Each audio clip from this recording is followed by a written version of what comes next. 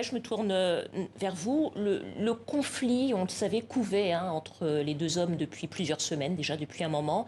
Qu'est-ce qui a été le déclencheur de ces affrontements? Alors, c'est encore peu clair ce qui vraiment a déclenché l'hostilité. On peut dire qu'il y a au moins une chose qui est certaine, c'est que le général Bourhan et le général Hemeti étaient en désaccord complet sur la réforme du secteur de la sécurité au Soudan, qui fait partie d'un accord plus général avec les civils de transfert du pouvoir. Qui devait être signé. Et qui devait être signé dans les jours qui viennent. Les États-Unis avaient demandé à ce que ce soit signé avant la fin du Ramadan. La fin du Ramadan est dans une semaine.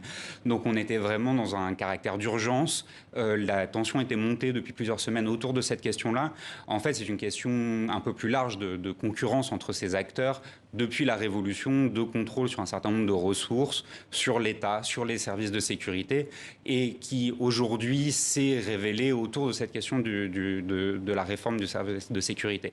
Cette réforme, ils étaient en désaccord complet parce qu'elle prévoit l'intégration des RSF au sein de l'armée.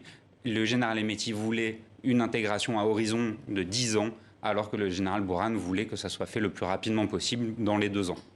Indépendamment de la lutte de pouvoir entre les deux hommes, est-ce qu'il y a des différences idéologiques de fond? Il y a quand même une différence alors, en termes d'alliance plus que idéologique. Hemeti est tenu pour responsable par un certain nombre d'anciens partisans du régime d'Omar el-Béchir et des réseaux du NCP et des islamistes soudanais qui ont tenu le pouvoir pendant longtemps, d'avoir été la cause de la chute d'Omar el-Béchir et de leur perte de pouvoir. Et actuellement, ces réseaux se sont réalignés sur le général Bourhan et soutiennent le général Bourhan contre Hemeti. Hemeti est plutôt issu de la guerre civile au Darfour. C'est quelqu'un qui a fait ses armes là-bas, qui ensuite a fait ses armes avec la guerre au Yémen, en soutien de l'Arabie Saoudite et des Émirats Arabes Unis.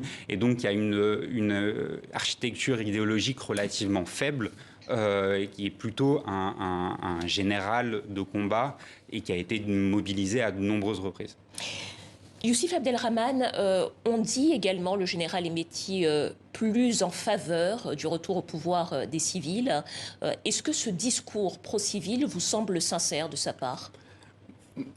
Pas vraiment. Et là, je parle sous le couvert des discussions que j'ai pu avoir avec des Soudanais à Khartoum.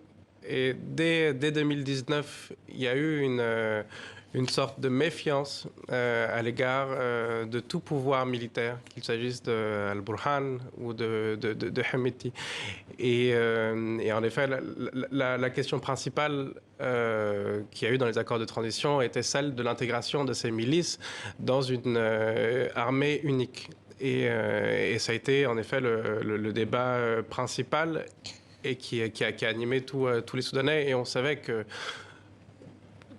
d'une manière ou d'une autre, il y aurait un éclatement parce qu'il y avait de grosses divergences, donc, soit 2 ans, soit 10 ans, ce qui est énorme. Et comme en 2021, alors qu'on était sur le point de signer un accord sur une transition démocratique, de démocratie, pareillement, on devait signer un accord qui tendait vers une démocratie et vers un transfert du pouvoir vers un mouvement civil.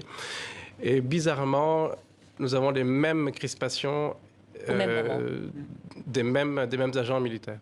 Alors,